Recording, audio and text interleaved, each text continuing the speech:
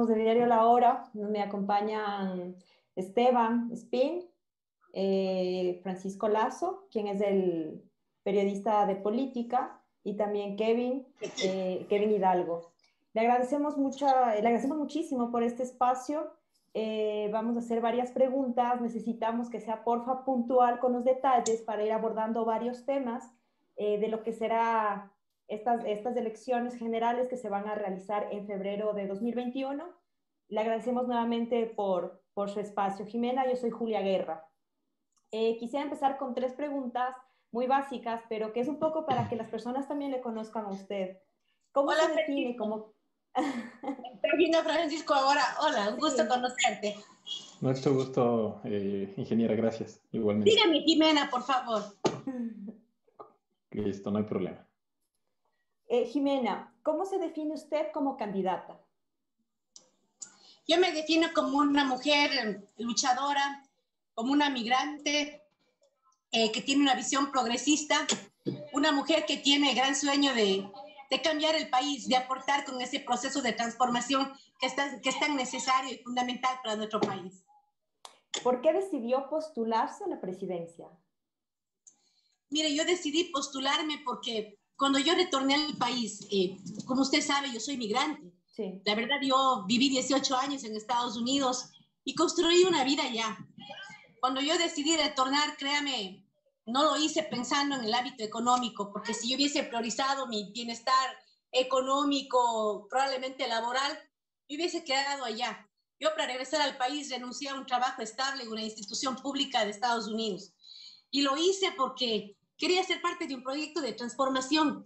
En el 2007, cuando los migrantes recuperamos nuestra presencia en el país, cuando la Constitución nos garantizó el derecho de elegir y ser elegidos, yo me enamoré de ese sueño de transformación. Y eso fue lo que me motivó a mí a dejar 18 años de vida para volver al país.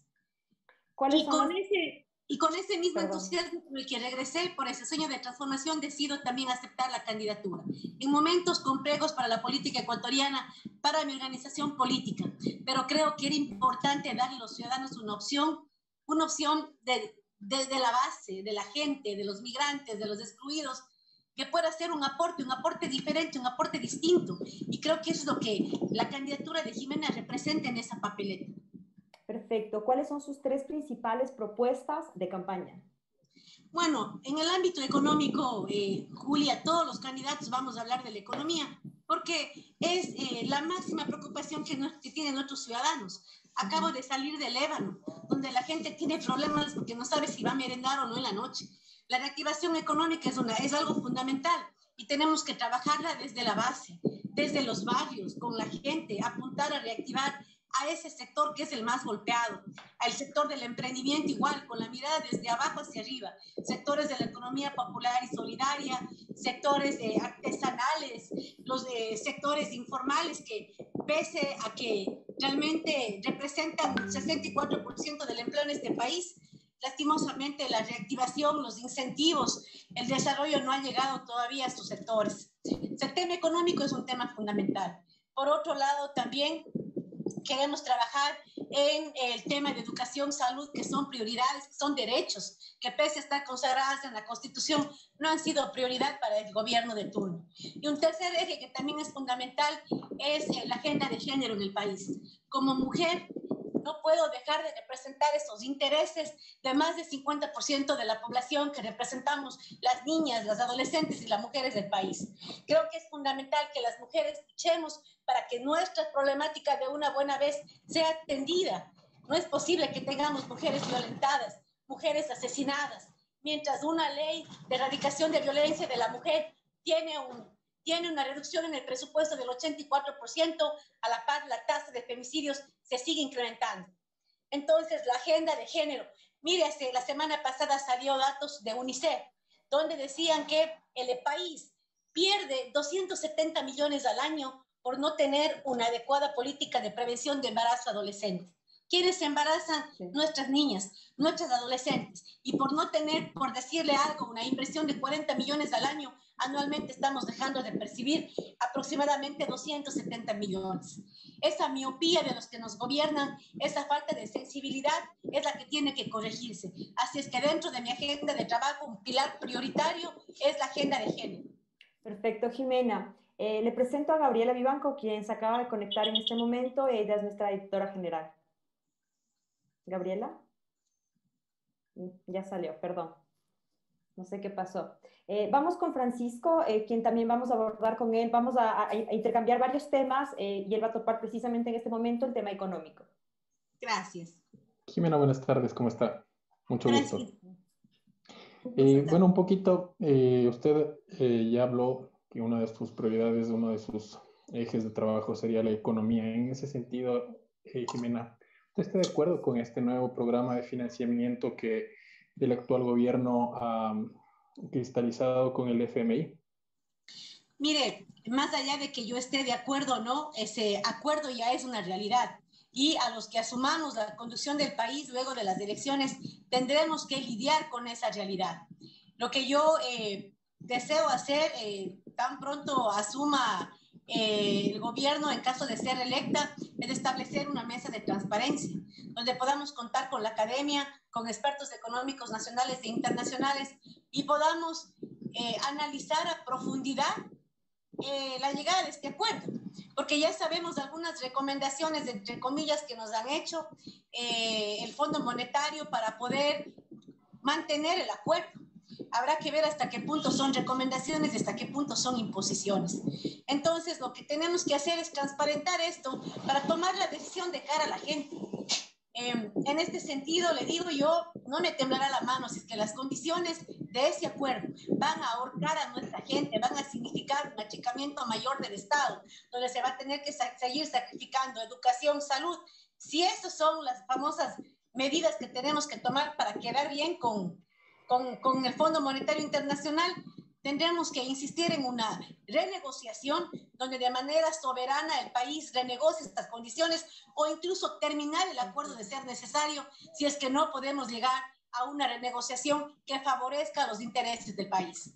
Pero no estamos dispuestos, en lo personal no estoy dispuesta a asumir imposiciones que vayan a significar mayor deterioro de las condiciones de vida de la gran mayoría de ecuatorianos en este momento. Y en ese escenario, por ejemplo, si es que usted se ha puesto a pensar de pronto en ese escenario de que usted tenga que echar abajo ese acuerdo, ¿ha tenido un plan B tal vez de financiamiento externo? Mire, lo que va a percibir este gobierno por este acuerdo prácticamente es más de la mitad de los fondos. Estamos hablando que según lo que se nos ha dicho, llegarían 4.500 millones de esos recursos durante este año y 2.000 millones en caso de que se cumplan estas condiciones, recibiría el gobierno que ingresaría luego de las elecciones. En este sentido, estaríamos hablando de no estar de acuerdo con esta negociación que haya realizado el Ecuador, dejaríamos de percibir 2.000 millones de dólares que tendríamos que financiar desde otra fuente, probablemente a través de procuras de otras fuentes internacionales, de otros organismos internacionales. Tendríamos que procurar el mecanismo para llenar ese vacío que se dejaría de recibir. Aunque tomen en cuenta que ahora estamos con un presupuesto prorrogado que ya tenía también serios vacíos de financiamiento y es por eso incluso que no fue aprobado el presupuesto de este año. Así que tendríamos que procurar obviamente financiamiento adicional para procurar esos 2.000 millones de dólares que no nos llegarían si es que pues el Ecuador luego de un proceso serio de análisis de ese acuerdo en efecto decide desconocerlo y pues obviamente en este sentido si lo desconocemos y luego de este análisis determinamos que el mismo no ha sido realizado priorizando los intereses del país, sino priorizando ciertos intereses, ciertos cabildeos para tener un puestito en la democracia dorada de Washington. Si eso fue lo que motivó el acuerdo, no veo por qué tengamos que honrar un acuerdo que no se haya tomado en base a lo que le conviene a la nación. Jimena, mucho se ha hablado del tamaño del Estado, de la reducción del tamaño del Estado. Pero con esto, perdón, estaba con mute. Jimena, con esto, con el riesgo país, ¿Cree usted que es sencillo acceder a otras fuentes para que nos den préstamo al país en la situación en la que estamos y tomando en cuenta que los índices económicos dicen que nuestra recuperación va a ser una de las más lentas de la región? Mira, querida Julia, el Ecuador durante los últimos años se ha portado muy disciplinado y muy dedicado a pagar los préstamos internacionales. Hasta en medio de una pandemia pagamos un tramo de la deuda. Cuando nuestros ciudadanos estaban muriendo de hambre porque no estaban trabajando, porque no podían salir por la pandemia, y miles de ecuatorianos morían en un sistema de salud decadente por la falta de recursos. Y resulta que igual pagamos la deuda. Entonces, realmente las condiciones económicas no son complejas solo para el Ecuador, sino para todos los países de la región y del mundo entero. Y vemos cómo otros países sí han logrado llegar a acuerdos mucho más beneficiosos para estas naciones. Entonces, yo creo que la delicada situación económica por la pandemia va a ser una realidad que no le enfrenta solo el Ecuador. Y en base a aquello, yo creo que nuestras condiciones de llegar a tocar puertas probablemente va a ser, mucho más, va a tener mucho más llegada, dada la situación, la complejidad económica que estamos enfrentando. Hay países, Julia, que tuvieron mejores condiciones de renegociación de deuda, acuerdos con el mismo Fondo Monetario Internacional, como lo acaba de hacer Argentina también, en mejores condiciones mucho más favorables que la que nosotros hemos logrado, tratando de cumplir con todas las demandas de estos organismos.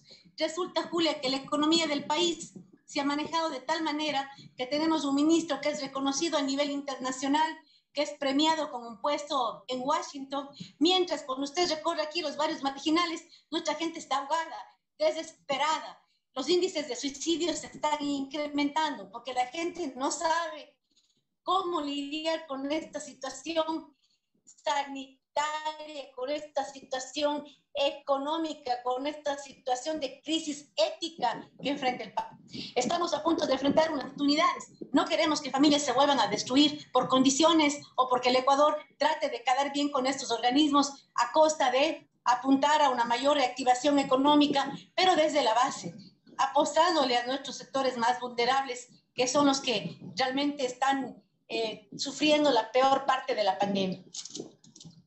Jimena, hace un momento le preguntaba, perdón, ¿cómo reducir el tamaño del Estado sin afectar el empleo en el sector público? Mire, realmente cuando hablamos de reducción del Estado y hablamos de una seria crisis económica y hablamos de un índice de desempleo por sobre el 13%, pregunto yo, ¿es ideal en este momento seguir reduciendo el tamaño del Estado? ¿Qué impacto esa disminución va a seguir teniendo en la demanda doméstica del Ecuador? ¿Cuál es el impacto que vamos a tener versus cuánto nos vamos a ahorrar en recursos? Y otra cosa, si para reducir el tamaño del Estado, ¿qué sectores vamos a reducir? Yo quisiera, más de hablar de una reducción de espacios, más bien hablemos de la eficiencia del Estado. Y creo que el usar términos como un Estado inflado o un Estado endémico, yo creo que lo que deberíamos hablar de un Estado que sea eficiente en el sentido que sea lo suficientemente robusto en este momento para garantizar dos derechos que son fundamentales en nuestra Constitución, la educación y la salud. Esos son derechos que están garantizados y incluso de acuerdo a la Constitución no debería ese gobierno. Entonces, yo pensé del Estado, pero precautelando aquellos sectores en los que necesitamos tener personal calificado, personal adecuado para atender, por ejemplo, el sistema sanitario, para atender, por ejemplo, la educación de nuestros niños. Vemos cómo reprobamos la prueba educativa en esta pandemia. Vemos cómo nuestros niños de los sectores marginales no pueden acceder a una educación virtual porque no tienen conectividad, no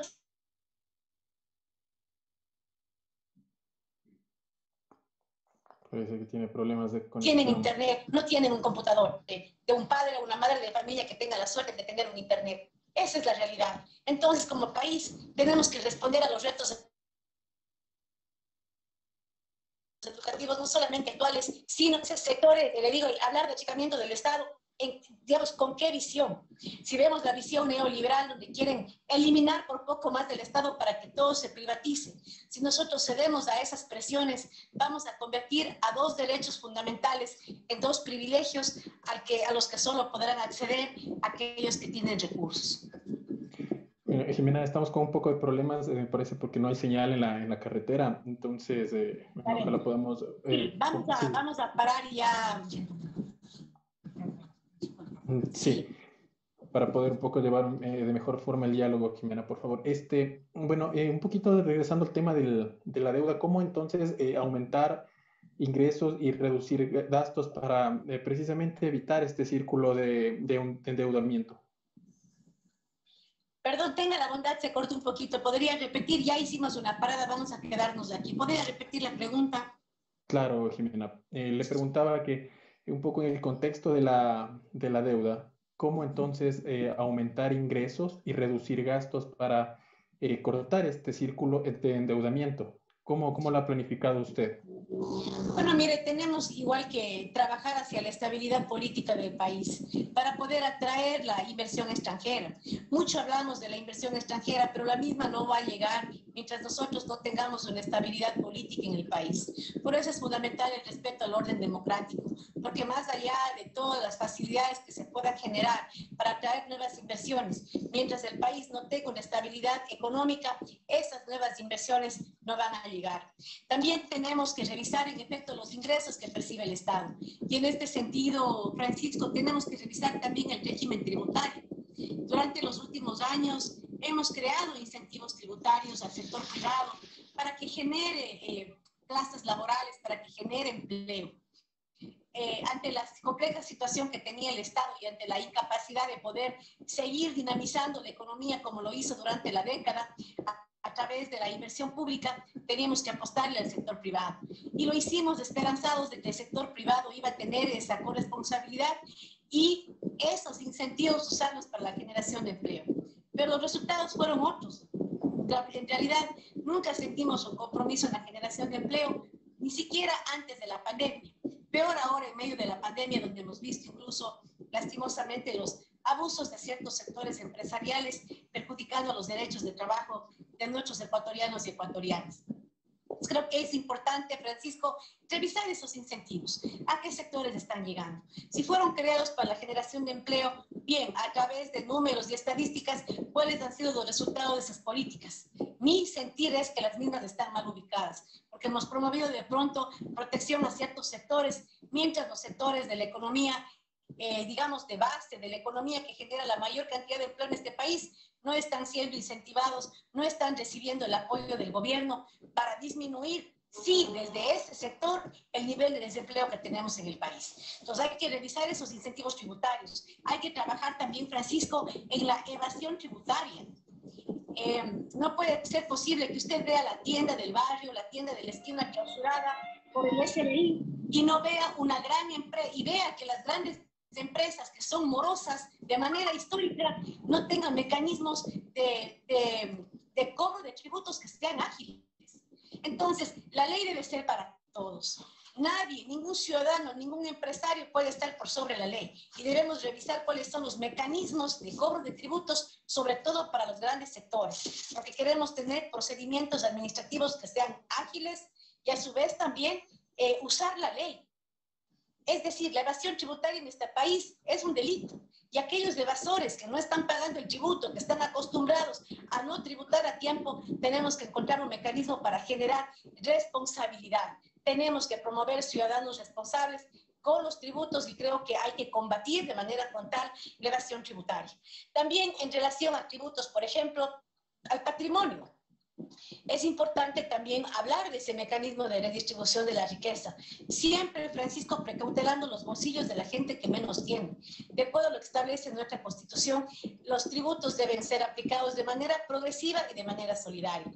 Entonces, los temas tributarios que tengamos que plantear para recuperar recursos para el Estado, para poder atender estos derechos que están tan afectados por las políticas de austeridad, tenemos entonces que revisar este tema tributario, garantizando progresividad, protegiendo siempre los sectores pequeños, medianos, los ciudadanos de a pie, los más afectados, y pidiendo mayor solidaridad a aquellos sectores que sí lo pueden hacer y que pese a que han tenido importantes ganancias, no solamente en este gobierno, sino incluso en el anterior, no se han puesto la camiseta del país, como por ejemplo es el caso del sector financiero, del sector bancario de este país.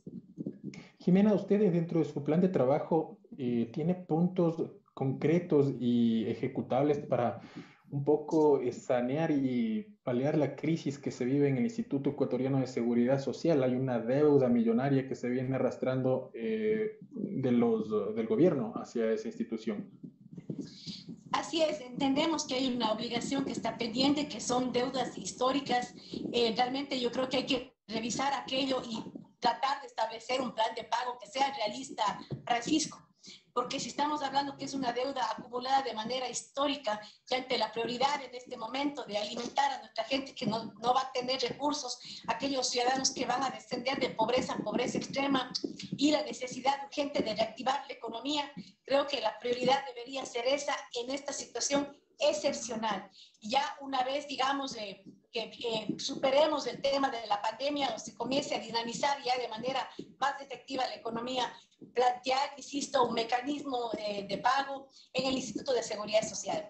Tomando en cuenta, Francisco, que más allá de estas deudas pendientes que tenemos como Estado, hay una responsabilidad enorme con la seguridad social como institución, porque como gobierno tenemos que garantizar no solamente un adecuado pago de esa deuda de manera realista, pero también garantizar políticas que nos permitan garantizar la autosostenibilidad de la seguridad social en el Ecuador. Y creo que para eso también tenemos que revisar con responsabilidad una reforma a la ley pertinente para fortalecer nuestra seguridad social y garantizarla no solamente a corto plazo, sino a mediano y largo plazo. Perdón. Una cosita nada más. Esta reforma a la Ley de Seguridad Social tocaría los puntos de prestaciones de servicios. Por ejemplo, lo último que se hizo es darles atención a las personas, a los menores de 18 años, pero ¿cuál es la contraprestación que la institución tiene? ¿Iría también por ahí su reforma, Jimena? Tendríamos que garantizar la sostenibilidad. Y de manera no demagógica, Francisco, porque claro, siempre va a ser políticamente muy rentable decir que todos se afilen, pero no solamente debemos pensar en el ámbito electoral, sino también pensar en la sostenibilidad de una institución que ha sido golpeada no solamente por el pésimo manejo, sino sobre todo por los actos de corrupción que se han evidenciado dentro de la seguridad social. Entonces, las prestaciones son un derecho y tenemos que mantener lo que existe. Y, digamos, más bien tratar de revisar cómo están las prestaciones, cómo están las contribuciones, a través de los análisis actuariales que deben ser independientes, Francisco. Creo que deben ser absolutamente independientes para tener una radiografía real del estado económico de nuestra seguridad social. Y hacerlo de cara a la gente y plantearle a la gente. Este es el reto que tiene nuestra seguridad social en el país. ¿Cuáles son las alternativas? A, B, C, D. Y con esas alternativas, de cara a los ciudadanos, optar por la más adecuada, tomando en cuenta que no van a haber milagros. No es que de la noche a la mañana vamos a tener recursos para poner al día la seguridad social. Lo que vamos a tener que hacer es un plan de recuperación a mediano y largo plazo, pero sentar bases reales con medidas responsables, no demagógicas. Más allá del cálculo electoral, tenemos que trascender aquello y más bien con los ciudadanos plantear las opciones de manera responsable, porque no podemos pensar que vamos a poder mantener las prestaciones si no mejoramos la recaudación, si no mejoramos los aportes, si no aportamos como ciudadanos también de manera responsable de acuerdo a la prestación, al beneficio que estamos recibiendo. Recordemos que la seguridad social se basa mucho en este tema de solidaridad y a través de los aportes que realizamos todos los sectores para garantizar sobre todo la pensión de nuestros jubilados, tenemos que garantizar esa vejez digna de nuestros adultos mayores. Pero para esto vamos a tener que tomar medidas y tenemos que enderezar un camino que lastimosamente a través de decisiones y de medidas que no se han dado. Lo que yo sí garantizo es que esas medidas deben darse con la gente, con los trabajadores, con los que aportan, tanto los empresarios, los que aportan los empleadores como los trabajadores, y que sean medidas que exijan una colaboración a todos, no solamente de nuestros trabajadores, también del sector empresarial y también del gobierno, porque la responsabilidad, la seguridad social, pues es una responsabilidad de todos los ecuatorianos. Sí, era lo mismo. Ok. Jimena, en cuanto a ¿usted cree que la explotación minera y petrolera pueden coexistir de la mano con la conservación del ambiente? ¿Qué opina usted al respecto? ¿Qué posición tiene? Mire, yo creería que en condiciones de honestidad en el país se pudiera dar, pero dado los grandísimos niveles de corrupción, Francisco, en este país se ha lucrado con fundas de cadáveres. Imagínese lo que pasará con las concesiones mineras. ¿Cómo nosotros entonces podemos garantizar, en efecto, una actividad minera responsable cuando tenemos un sector que debe ser de control con casos de corrupción, con figuras digamos que probablemente estén lucrando de esas concesiones, cuando para permisos ambientales probablemente coiman, cuando tenemos grandes empresas, grandes intereses monopólicos en esos sectores que impiden, por ejemplo, una economía que se desarrolle de manera más igualitaria, por ejemplo, distribuyendo las concesiones a otros sectores que son oriundos de estas provincias que tienen estas actividades y que ven sus oportunidades laborales y de emprendimiento minadas, porque hay grandes concesiones a grandes monopolios que tienen el control del sector. Entonces, para nosotros poder apostarle a una minería responsable, lo primero que tenemos que hacer es sanear la corrupción que existe en estos sectores, a través de una revisión de todo el sistema de control de la explotación minera, sanear, ver cómo está. Yo creo que hay que hacer cambios profundos en los mecanismos de control, poner gente totalmente proba en esos espacios, porque no se puede negociar, no se puede lucrar, no se puede jugar con el sostenimiento no solamente del Ecuador, sino del planeta. No podemos poner en riesgo nuestras fuentes de agua cuando vemos que hay actividades ilegales que se dan a la luz de las autoridades y que se hacen los que no ven porque probablemente han recibido coimas. Entonces, yo creía que sí es factible, siempre y cuando, insisto, se haga en lugares donde no se comprometan las fuentes de agua. El agua es vida y creo que es una responsabilidad con la humanidad mantener esas fuentes de agua libres de contaminación. Pero probablemente podamos tener otros sectores menos sensibles donde se pueda dar estas actividades, pero con absoluto control. Insisto, y ese control probablemente lo podremos lograr cuando saneemos todos estos sectores de la ola de corrupción que hemos evidenciado y que van a poner en tela de juicio cualquier acción que realicen esas autoridades en torno a la entrega de concesiones, en torno a los controles ambientales que deben ser totalmente fuertes y deben ser pues absolutamente mandatorios para todos. Perfecto, Jimena. Vamos a hablar un poco de temas de sociedad, de salud, que usted también ya había mencionado. Y la pregunta va dirigida hacia el Código de la Salud, que queda ya, en el próximo gobierno. ¿Qué observaciones tiene usted acerca de la ley? ¿Aprobaría, no aprobaría? Bueno, la aprobación no la hace el Ejecutivo. En este momento hay un veto. Pero usted como Jimena. No. Yo voté por el COS. Antes de renunciar a mi curul, pude votar a favor del Código Orgánico de la Salud. ¿No tiene ninguna observación? Lo hice totalmente convencida, Julia. Okay, me parece perfecto. Que es una ley pertinente, una ley que le permitía al Ecuador pues actualizar todo su sistema de salud. Es una lástima realmente que se lo haya vetado totalmente y esperemos que luego de un año la siguiente asamblea pueda asumir el reto y finalmente en un solo debate permitir que ese proyecto de ley que ha significado varios años de trabajo por parte de los legisladores pueda ser finalmente ley. Vamos a pasar un poco a lo que es educación. ¿Cómo se puede lograr? Quisiera que me diga puntos específicos para lograr una verdadera educación de calidad del sector público, pero no solo pensando en lo urbano, sino también en lo rural, que usted mencionaba, que hay muchísimas familias, millones de familias que no tienen acceso a Internet, que no tienen un dispositivo digital para poder recibir clases. Y también tomando en cuenta que en el sector rural muchos niños reciben clases de 5, 6, 7, 8 años, no importa la edad, hay un solo profesor para que varios niños reciban clases. ¿Cómo mejorar?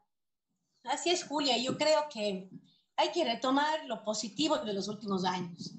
Si es que hubo una política educativa que le apostó a la educación pública de calidad, yo creo que hay que retomar.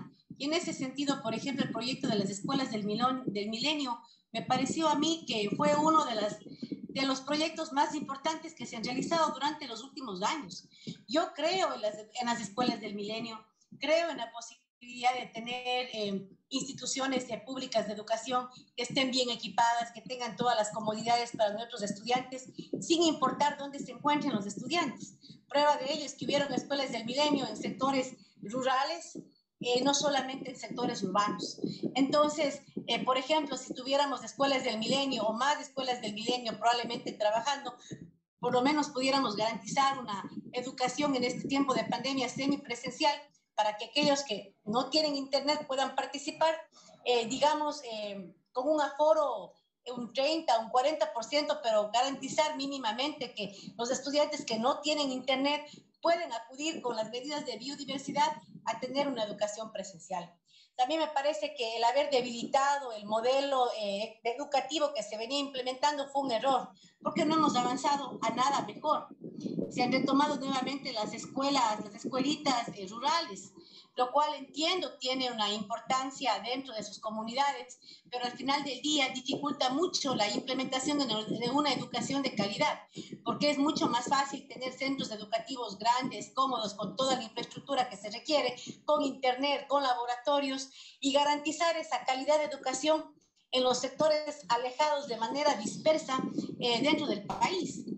Entonces yo creo que hay que retomar lo positivo, Julia.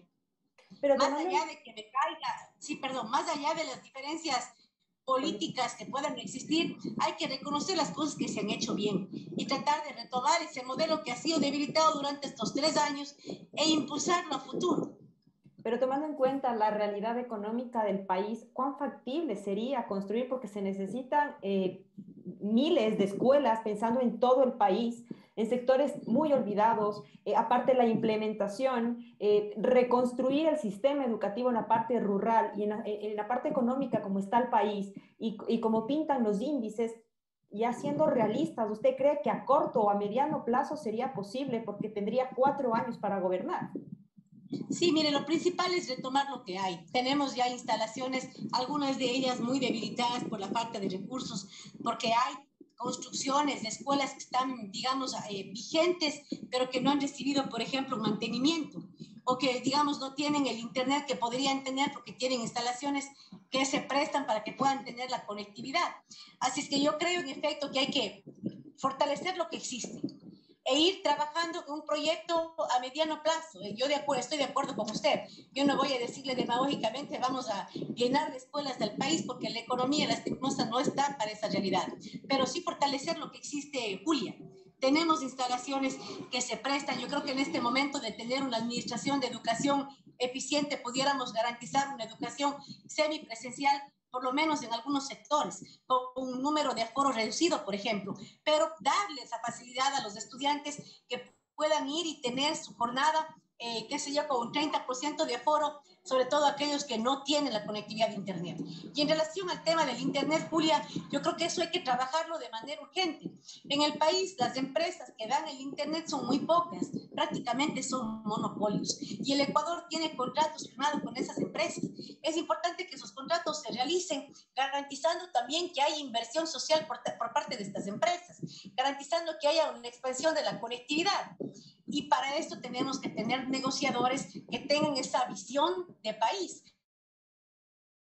Porque si yo negocio un contrato con una empresa que proveedor de internet, priorizando la coima, pues claro, no me va a importar lo que firmo. Pero si vamos a priorizar las negociaciones, decir, a ver, usted empresa tiene tal número de cobertura, necesitamos incrementar el área rural en este porcentaje y usted se compromete en tales número de años a incrementar, a llegar a esta cobertura. ¿Le interesa bien? Si no, negociamos con alguien más. Pero para eso es importante garantizar esa visión, esa sensibilidad en los momentos de negociar con estos proveedores. Creo que esas negociaciones tienen que garantizarse, garantizando, le digo, que a través de colaboración con el Estado, pero también compromiso de estas empresas de trabajar en la expansión de la cobertura.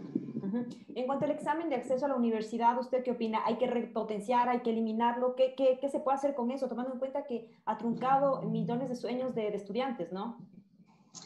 Sí, estoy consciente de que realmente el ingreso a la universidad pública es un tema sumamente complejo. Y en relación al examen, le comento que cuando reformamos la Ley Orgánica de Educación Superior, se realizaron ya algunos cambios para garantizar el ingreso. Antes, lo único que contaba para el ingreso de la universidad era el examen, Sí. ser bachiller.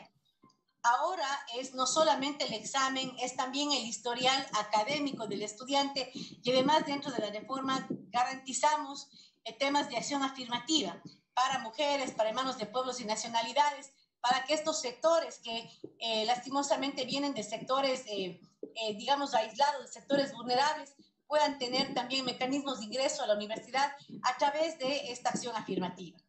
En este sentido, Julia, yo no quisiera ser demagoga. Yo no quisiera decirle, vamos a eliminar el examen de ingreso a la universidad. Porque esto, si bien de pronto me permitiría ganar ciertos votos, al final del día sería irresponsable. Porque creo que es importante garantizar una educación de calidad. ¿Modificaría a lo que ya existe o no? ¿O no toparía nada? No, yo creo que siempre hay oportunidades para mejorar, Julia. ¿Cómo qué, Siempre. por ejemplo, en este punto? Por ejemplo, en el tema del acceso, yo creo que hay que apostarle también a generar oportunidades de educación a los que por obvias circunstancias no pueden ingresar a la universidad pública, apostándole a una educación, por ejemplo, tecnológica, desarrollando otro tipo de profesiones dentro del país que no necesariamente exigen un grado de ingeniero o un grado de abogado. Yo vengo de Estados Unidos, he vivido allá 18 años y allá hay, por ejemplo, estudios que usted puede completar luego de 2 años y luego de tener esa educación de 2 años usted puede trabajar de manera digna como enfermera, como asistente de enfermería en diferentes sectores técnicos que también son importantes para que la generación de empleo y para fortalecer sectores económicos que de pronto son menospreciados, ignorando el potencial de empleo, el potencial de crecimiento que pueden tener dentro de un país. Creo que hay que generar también esas opciones para que aquellos estudiantes que por AOB no puedan ingresar puedan tener una opción a futuro de preparación. Por ejemplo, en el sector agrícola, Julia, ¿cómo hacer para que nuestros jóvenes del agro, por ejemplo, no abandonen sus terrenos, sus localidades y más bien traten de tener oportunidades de desarrollo? En este sentido, por ejemplo, apostándole a una educación más técnica en el área agrícola, en el área ganadera, en el área lechera, acompañando, fortaleciendo profesiones técnicas en este sentido, probablemente podamos evitar la migración del cantón rural a la gran ciudad o al gran país y más bien hacer que esos jóvenes puedan soñar en crecer dentro de sus cantones a través de programas educativos técnicos, pero también acompañados de créditos que les permitan emprender, que les permitan pues usar esa creatividad que tienen nuestros jóvenes para generar fuentes de empleo. Jimena, pero hay sectores muy olvidados en el tema de educación de universidades, la misma Orellana, que usted no encuentra una universidad ahí. La Joya de los Hachas, donde, por ejemplo, ahí está el mejor campo petrolero del país. ¿Qué hacer en esas situaciones de casos reales? Así es. Nuevamente, Julia, estando conscientes de que necesitamos incrementar, digamos, la oferta de universidades en el país, dadas las condiciones económicas, yo realmente dudo que podamos abrir universidades en el número que se requiere. Vamos a revisar la oferta, qué es lo que tenemos, mejoremos lo que tenemos, démosle impulso a estos sectores que nos permitan ofrecerles a nuestros estudiantes una educación más técnica. También trabajemos de la mano con nuestros jóvenes, con nuestras universidades, para trabajar en sistemas de educación dual, donde nuestros jóvenes no solamente pueden prepararse de manera académica, sino también a través de cooperación con el sector privado, puedan ir adquiriendo esa experiencia laboral durante su estudio con el fin de que puedan, cuando van a una entrevista de trabajo, también presentar esta experiencia de su práctica preprofesional y mejorar las posibilidades de obtener esa posición, ese trabajo. Creo que hay que revisar, siempre van a haber oportunidades de repotenciar, pero también de manera realista. Yo creo que quien quiera que gane las elecciones, Julia, no será la administración de las grandes obras, porque la economía es diferente, porque la realidad es diferente. Entonces, más allá de hacer la gran oferta que le genere votos, creo que hay que hacer más bien propuestas con responsabilidad, ofreciendo lo que se puede cumplir. comprometiéndose en lo que va a estar en nuestras manos, pero no mentirle a la gente, engañándole para que vote por uno y luego saber que no vamos a poder cumplir con esas demandas que son absolutamente válidas, pero que lastimosamente la realidad económica no nos da en este momento para solucionar en su integralidad los problemas. Eso no quiere decir que no procuremos buscar una solución. Este gobierno tiene una campaña precisamente en el que ayuda a los jóvenes a realizar sus pasantías en el sector público. Las cifras han demostrado que en el año que lleva no ha sido nada bueno. Entonces, ¿cómo reforzar, por ejemplo, ese tipo de campañas que en sí, en teoría, suenan bien, pero ya en la práctica no dan resultados? Mire, yo creo que los incentivos a los privados son importantes. ¿Cómo podemos crear un incentivo al sector privado para que genere una plaza para joven, por ejemplo? Y estamos hablando en reales incentivos. Hace poco hablaba y les comentaba que han habido incentivos económicos creyendo que estos sectores iban a generar el empleo y no lo han hecho. Por eso es importante revisar ese incentivo y a lo mejor redireccionar empresa pública que genera prácticas profesionales y que genera un X porcentaje de empleo joven, mantiene el incentivo. Los que no, se les elimina el incentivo y se manda a otro sector. Es decir, el Ecuador no puede dar incentivos así como así, porque cada incentivo le cuesta recursos a los ciudadanos, recursos que bien pueden ser usados para la salud y la educación. Si esos incentivos no están funcionando, bueno, hay que crear condiciones para que se mantengan. Hay que exigir condiciones claras y medibles a estos sectores que tienen esas exenciones. Y si no tienen la voluntad de hacerlo bien, habrá que redireccionar esos incentivos hacia sectores que sí se comprometan con el empleo laboral, con el empleo de los jóvenes, el empleo de las mujeres. Uno de los puntos más frágiles del actual gobierno ha sido el sistema penitenciario.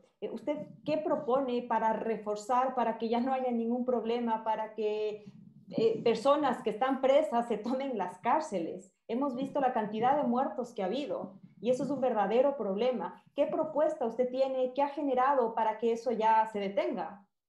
Lo que pasa, Julia, es que con este tema de la austeridad hemos desmantelado lo que era antes del Ministerio de Justicia. Y resulta que tenemos una cartera, un SNAI, que es responsable del tema carcelario, pero además sin recursos, sin la posibilidad de garantizar una mínima atención a las personas que se encuentran detenidas, privadas de la libertad, con cero posibilidades de rehabilitación en la actualidad. Entonces, si nosotros vamos a hablar de seguridad en los centros carcelarios, tenemos también que hablar de políticas de atención a esos ciudadanos que más allá del error que hayan cometido, pues tienen que tener mínimas condiciones. Y en este sentido se ha debilitado toda una estructura que la llevaba a un ministerio y se ha encargado a un ministerio varios ministerios. Y eso ha pasado no solamente con el sistema carcelario, también en el sistema de la seguridad nacional. Vemos una ministra que es ministra de la política, ministra de justicia, vocera, y pues realmente vemos que no hay capacidad humana que pueda llevar tanta responsabilidad de manera eficiente. O haces lo uno o haces lo otro, pero no puedes tener tanta responsabilidad porque simplemente no lo vas a poder hacer, no porque seas una persona incapaz, sino simplemente porque el tiempo, porque la capacidad del ser humano tiene límites. Y en este sentido creo que hay que trabajar en recuperar la institucionalidad del Estado. Y no estoy hablando, ojo, de una mega burocracia, pero sí garantizar una mínima estructura, una planificación, Julia. En este momento lo que vemos en el gabinete, en el Ejecutivo, son diferentes ministros sin un proyecto de país, de diferentes tendencias políticas, cada uno viendo su espacio como la posibilidad de potenciar a su organización con vista a estas elecciones. No hay un proyecto de país, no hay una planificación. Tenemos que recuperar la planificación del país. Tenemos que garantizar que desde el Ejecutivo y en la correcta administración, con una estructura que no sea ineficiente, eficiente, adecuada, pero que permita generar gobernabilidad y aterrizar a través de un liderazgo fuerte, claro, la política en los diferentes sectores que queremos aplicar. Jimena, en este sentido también se incluiría en los otros problemas que existen en las cárceles del país, que es la sobrepoblación de presos, también los guías penitenciarios, no cumplimos con el régimen internacional que manda. Julia, la corrupción en el sistema penitenciario, la corrupción que viene muchas de las veces, lamentablemente, de los mismos empleados públicos, de los guías, de los señores penitenciarios que tienen que controlar el acceso, por ejemplo, de instrumentos violentos, de celulares, de armas. ¿Cómo abolir esa corrupción? Realmente con educación a mediano y largo plazo, Julia. No va a haber un gobierno, un presidente que te diga, sí, porque yo soy presidente voy a eliminar la corrupción. Eso es demagógico. La corrupción se la combate de manera transversal, son varias aristas, pero lo fundamental, si queremos trabajar a mediano y largo plazo, realmente con la educación, apostándole a la educación de nuestros niños y fortaleciendo el marco normativo, destinando recursos también para la lucha contra la corrupción. Porque, por ejemplo, si nosotros hablamos de una justicia ineficiente y hablamos de una justicia que tiene un fiscal para cada 100.000 habitantes, ¿cómo podemos creer que esa función judicial va a poder responder a una administración de justicia adecuada cuando no hay la capacidad humana de manejar toda la justicia, todos los casos que tenemos en el país con recortes de presupuestos? Entonces, en el tema, la corrupción en los diferentes sectores van de la mano de la educación, de un marco normativo que sea claro, que no sea ambiguo, cuyos reglamentos no violenten la norma, porque eso lastimosamente se ha visto, y con la implementación de la ley Julia. Muchos dicen que porque va a haber la ley de extinción del dominio se va a recuperar lo robado. Falso. Una ley no va a terminar la corrupción en este país. Nosotros hemos trabajado en reformas en el Código de la Función Judicial, en reformas en el Código Orgánico Integral Penal, en reformas a la Ley Orgánica de la Función Legislativa, y en cada una de estas normas hemos puesto elementos de lucha contra la corrupción. En el tema de la función judicial, por ejemplo, garantizando concursos más fuertes, más transparentes, una justicia abierta, obligándole a la función judicial a implementar un modelo de justicia abierta y transparente, donde los ciudadanos puedan ver las agendas de los jueces y de esa manera disuadir los actos de corrupción cuando saben que están bajo el ojo público de manera permanente, garantizando la independencia de la justicia. Por ejemplo, acabamos de recuperar en la última reforma la independencia de la justicia, dejando claro que los jueces de la Corte Nacional no pueden ser reemplazados a través de una evaluación. La evaluación sí, de acuerdo, para una mejora continua, para garantizar que la justicia se maneja de manera adecuada, pero nunca para sacar a un juez del puesto, porque ahí entonces vemos cómo tenemos una justicia que a través de la evaluación ha permitido el manipuleo político de la Corte Nacional, donde hay jueces que son evaluados y les saco porque de pronto no responden a mis intereses o porque de pronto quiero, como gobierno de turno, tener ahí mis alfiles por si es que algo pasa, quiero controlar la justicia. Esto también contribuye a una lucha contra la corrupción. Las reformas al Código Orgánico Integral Penal, cuando hablamos de la denuncia, de fortalecer la denuncia, de dar contribuciones económicas, incluso si con la denuncia de una persona se recupera plata del Estado, a través de figuras como el comiso ampliado, que le permite al administrador de justicia comisar bienes de personas relacionadas a personas sentenciadas por actos de corrupción que tengan bienes que no puedan justificar. También son herramientas que se han fortalecido en las últimas reformas. Probablemente la ley de extinción del dominio sea una herramienta adicional, pero ninguna de ellas trabaja por sí solas. Tienen que ser conectadas, articuladas y sobre todo deben ser implementadas, Julia, porque yo estoy convencida que en este país no es un problema de ausencia de leyes, es un problema de implementación y de respeto a la ley. Jimena, sobre este último punto de la justicia, durante el correísmo hubo muchos señalamientos al régimen anterior de que desde el Ejecutivo se perseguía a personas, detractores políticos, periodistas, se persiguieron a muchas personas. ¿Cómo usted desde su administración, Jimena, garantiza a la ciudadanía que tendrá una independencia del Ejecutivo con el Poder Judicial? ¿Cómo garantiza usted esta situación? Realmente yo, como legislador en los últimos años, Francisco, como le digo, he luchado por la corrupción y cualquier injerencia que quiera ver desde el Ejecutivo hacia las demás funciones del Estado son un acto de corrupción. No solamente con la función judicial, Francisco, incluso con la función legislativa. Y aquí va una alerta importante que ustedes como medio de comunicación deben echarle un ojo. Estamos hablando de las reformas a la Ley Orgánica de la Función Legislativa. La Ley Orgánica de la Función Legislativa actual es una norma que tiene una serie de vacíos, que le ha permitido a los gobiernos de turno manipular los procesos de fiscalización en este país.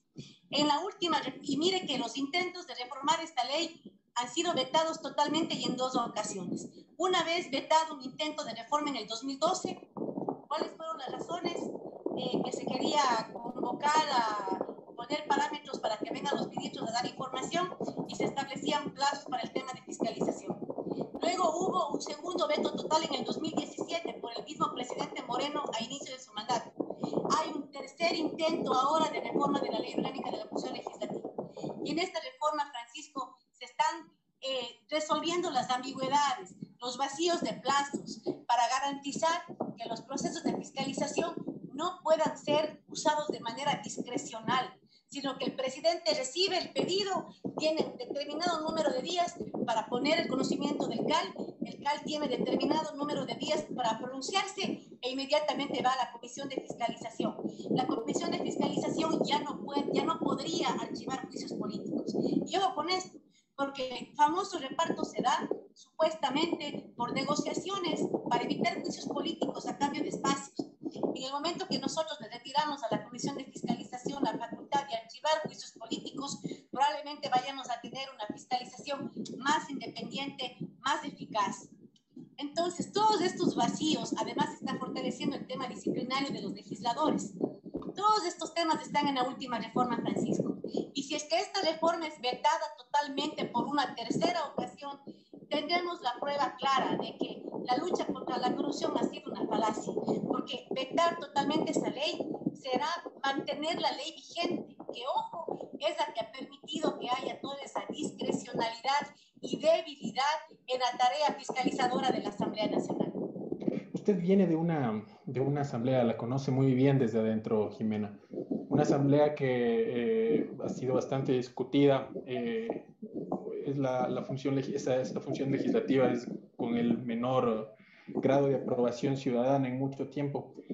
Llega desde ahí, usted la conoce muy bien. ¿Cómo aprovechar esa experiencia que usted tuvo como legisladora desde esa complicada desde esa complicada gestión legislativa que tuvo? ¿Cómo aprovechar eso para poder co-gobernar desde su administración con el legislativo, para que haya una gobernabilidad, para que ya no haya este tipo de coimas, de repartos, de acuerdos por debajo de la mesa, el hombre o la mujer del maletín, no sé? ¿Cómo aprovechar esa situación, Jimena? Ya, bueno, en primer lugar me gustaría comentarle que como dentro de mi plan de gobierno, la primera función que yo delegaría a mi compañero vicepresidente Patricio Barriga es una valoración integral del sector público, porque le queremos apuntar a una profesionalización del sector público.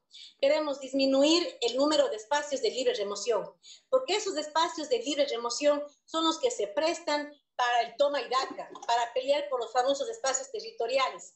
Si nosotros trabajamos por un sector público más profesional, donde ingresar sea un tema de méritos y donde escalar también sea un tema de méritos, un tema de preparación, un tema de años de experiencia, probablemente vamos a evitar que un gerente de un hospital se cambie porque llega un nuevo distrital de salud que responde a un nuevo ministro que acaba de llegar al Ejecutivo.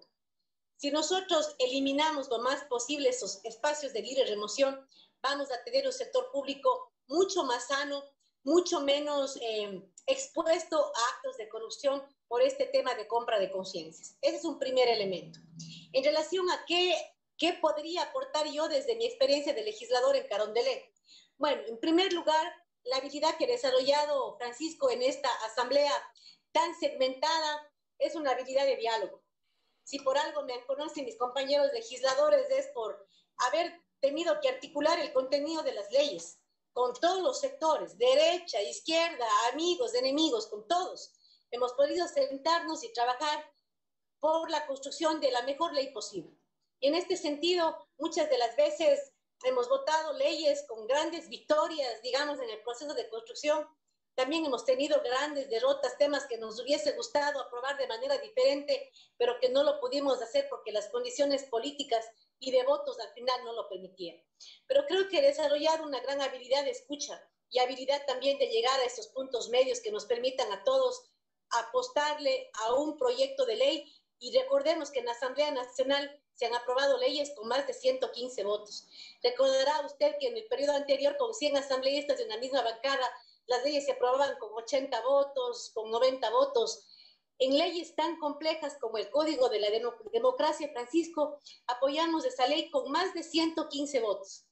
Esto demuestra diálogo, articulación y también inteligencia para poder generar esos consensos. Y tengo el honor de decirlo que eso lo lideré yo como presidenta de la Comisión de Justicia. Eso es una importante habilidad que estoy segura podría funcionar para trabajar políticamente con la Asamblea. Pero además, Francisco, un tema fundamental. Yo en los 7 años y 5 meses de legisladora nunca pude tener una reunión con el presidente de la República para hablar temas de mi comunidad migrante. Lo que teníamos es una u otra reunión aislada en base a una alerta, en base a una medida totalmente perjudicial en algún momento que tuvimos que prácticamente pedir, por decirle más, suplicar una reunión, porque ha habido bastante falta de conexión entre el presidente y los legisladores como representantes de comunidades que tienen problemas específicos y que demandan atención del gobierno. Entonces, mi relacionamiento con la Asamblea Nacional sería en base a esa articulación política, no por espacios, sino por solución a los conflictos de sus mandantes en los diferentes territorios. Me encantaría poder tener, por ejemplo, reuniones con las provincias de la costa, los representantes de las provincias de la costa, con los representantes de las provincias de la sierra, con los representantes de la Amazonía, con los representantes de los migrantes, con los representantes de las Islas Galápagos. ¿Por qué? Porque eso le permite al gobernante nutrirse de manera directa de actores políticos que, si bien pueden tener una tendencia política diferente, son actores fundamentales de sus comunidades, conocen sus comunidades, están ahí, pueden dar alertas, pueden decir, mire, esto está mal, modifíquelo de acá, elimínelo de acá, necesitamos esto. Y en base a ese aporte importante, tomar decisiones. Entonces, mi relacionamiento con la Asamblea fue en ese sentido. Reuniones cada cierto tiempo, a lo mejor de manera trimestral o semestral, con los representantes legisladores de estos diferentes sectores para poder revisar si la política económica o pública que estamos realizando está resolviendo o está complicando y poder incluso reconfirmar si las decisiones que se están tomando han sido o no adecuadas para los diferentes territorios. Usted es migrante, Jimena. ¿Cuáles van a ser las políticas migratorias de su gobierno? Bueno, realmente reivindicar los derechos de nuestra comunidad migrante y también tratar de implementar un modelo de servicio consular apegado a la Constitución. Francisco, los consulados son evaluados por el número de pasaportes, por el número de certificados, por el número de atenciones consulares. La Constitución de la República establece que el Estado debe velar por los derechos de los ecuatorianos en el exterior. Y la Ley Orgánica de Movilidad Humana establece que los consulados no pueden ser meras oficinas emisoras de documentos, porque eso les reduciría a un registro civil, por ejemplo, a nivel nacional. Pero lo que establece la Constitución, la ley y la aspiración de nuestros migrantes es que los consulados sean un centro comunitario donde reciban su documento, pero donde también puedan acudir en búsqueda de apoyos, en búsqueda de información, en búsqueda de acompañamiento de sus derechos. Es decir, una labor tipo MIES y registro civil. Y eso está consagrado en la ley, pero vemos que no se implementa. Y prueba de ello es, como le dije, que los consulados son medidos no por el trabajo social, el acompañamiento que tienen, sino solamente por el número de pasaportes o el número de acciones consulares que emiten. Es decir, no se valora dentro de la evaluación el trabajo que realizan los consulados de apoyo social, comunitario a los diferentes migrantes de los diferentes lugares de destino. Eso tenemos que cambiar. Y va de la mano también de fortalecer ese modelo de diplomacia ciudadana que inició, pero que no ha sido lo suficientemente potente como para mantenerse más allá de la persona que se encuentre gobernando el país. Y también otro tema importante y que, para serle honesta, me motiva mucho, es promover la articulación de la remesa colectiva, de la remesa comunitaria. Fíjese que en nuestras comunidades tenemos organizaciones que hacen el bingo, que hacen la fiesta para mandar la plata para el asilo de la parroquia, para que mandan la plata para el mejoramiento de la cancha. Y lo hacen de manera comprometida y sin ningún acompañamiento ni apoyo. Y creo que es hora, Francisco, de orientar el apoyo, la remesa del inmigrante no a la cabecera cantonal o a la gran ciudad. Por ejemplo, si son migrantes de Cañar, a veces prefieren mandar su remesa a Cuenca y quieren construir su casa en Cuenca. Quisiéramos hacer que el migrante vuelva a su cantón, porque queremos promover condiciones de desarrollo más equitativas en el país, que no tengamos la gran ciudad con todos los servicios mientras tenemos el cantón rural sin desarrollo. Queremos entonces que el migrante quiera apostarle a su cantón y creo que Bueno, podemos promover esto a nivel proyectos. local. A nivel Exacto, local está hablando usted, pero a ya nivel local. a nivel ya internacional, por ejemplo, el problema que tienen los migrantes venezolanos, ¿qué va a hacer con esto? Mire, en relación a la migración venezolana, yo como migrante, le tengo que ser honesta, Francisco. Yo he vivido sin documentos en Estados Unidos. Yo entré de manera irregular a ese país y sé lo que es vivir con el temor a una deportación, con ver a un policía y sentir miedo, porque sabes que estás indocumentado en ese país. Y yo fui a buscar un trabajo en otro país. Yo como migrante me solidarizo con la realidad que viven todos los seres humanos que tienen que abandonar su patria por la culpa de malos gobiernos y por la culpa de la pobreza. En este sentido, tenemos que apoyar a esa comunidad que está en tránsito. Muchos de ellos ni siquiera se quieren quedar en el país, que están en tránsito, quieren ir a otros países. Apoyar su travesía migratoria. Yo estoy en desacuerdo, Francisco, con que las medidas de ingreso al país al final del día provoquen pérdidas de vidas. He leído con tristeza en algunos diarios cómo personas han muerto cruzando un río entre Colombia y Ecuador. Noticias tristes que nosotros hemos leído solo en la frontera de México y Estados Unidos. Ahora estamos viendo cómo hermanos venezolanos se están exponiendo a ser víctimas de narcotraficantes, de personas que trafican con personas y pueden perder su vida en esta travesía. Yo creo que es fundamental ahí, a través de vínculos de cooperación a nivel regional, enfrentar esta problemática social que no es exclusiva del Ecuador. También es un problema de Colombia, de Perú y del mismo Estado venezolano, que más allá de que sus ciudadanos salgan expulsados de la pobreza, no pueden y no deben desentenderse de precautelar los derechos de sus ciudadanos venezolanos. Rechazo totalmente el hecho de que no se les dé un documento de viaje, porque están acá, porque salieron de manera irregular, entonces les niegan un documento de identificación. Nosotros los ecuatorianos somos un referente de protección de derechos humanos de nuestros migrantes y creo que debemos trabajar en la región para que esas políticas de protección al migrante se puedan replicar en otras naciones y acompañemos nosotros la tragedia de la migración venezolana y tratemos de procurar soluciones colectivas a un problema que afecta no solamente al Ecuador, sino toda la región. Pero si algo tenemos que precautelar es al ser humano. Y más allá de que sea peruano, venezolano, colombiano, son seres humanos que vienen exiliados de la pobreza. ¿Qué ha pensado hacer con los medios incautados, Jimena? ¿Los va a vender? Realmente tenemos que evaluar, en efecto, el nivel de cómo se están manteniendo, cómo están aportando. Yo creo, Francisco, también en la comunicación pública. Lo que hay que garantizar que los medios ¿Pública públicos o del puedan, en Estado? efecto, responder a una información pública de apoyo a la sociedad y no necesariamente hacer una herramienta mediática de contrapunto con los medios que nosotros creemos que no nos quieren. Entonces creo que hay que revisar este tema también con responsabilidad. Yo creo que el Estado debe garantizar cierta comunicación pública de calidad, con lo que aspiramos también pueda llegar a ser los medios privados que a veces difunden contenido realmente que lejos de ayudar a comunicar más bien confunde, pero creo que es importante revisar aquello e, insisto, garantizar medios públicos que sean de calidad, con buen contenido y que puedan ayudarnos también a difundir, no necesariamente un discurso contra algún sector, sino más bien difundir campañas informativas en temas de la pandemia, temas sanitarios, temas educativos, temas sociales que queremos apuntalar. Jimena, yo le voy a decir una frase bien cortita y quiero que usted sea muy concreta y me responda con mucha franqueza. Libertad de expresión. Es necesaria en una democracia. Me dijo Ya, bien cortito, avíseme si está sí. demasiado corto.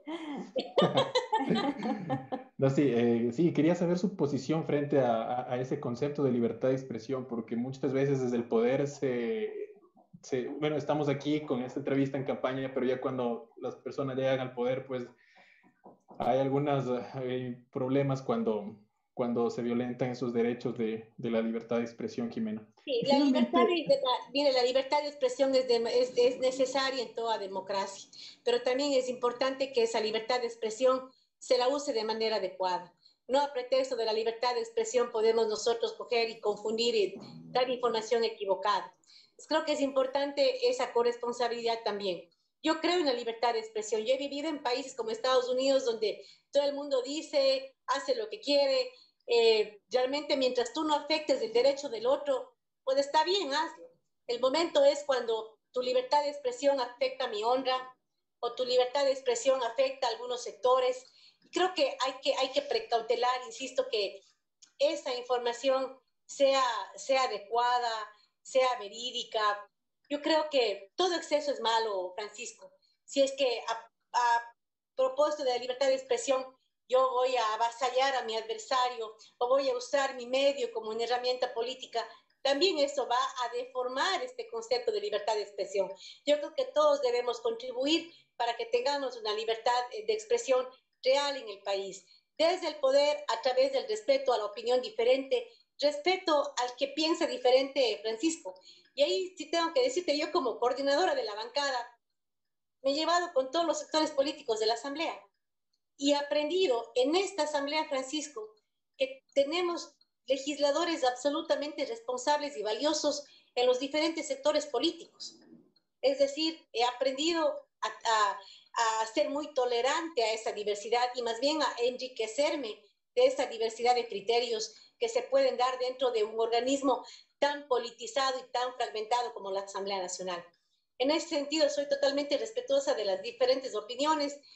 Hay gente, cuando uno está en política, hay gente que te ama, hay gente que te odia, eso creo que es lo normal, más allá del trabajo que tú puedes hacer, siempre vas a tener gente que valora tu trabajo y gente que critica y gente que cree que tu trabajo no vale para nada.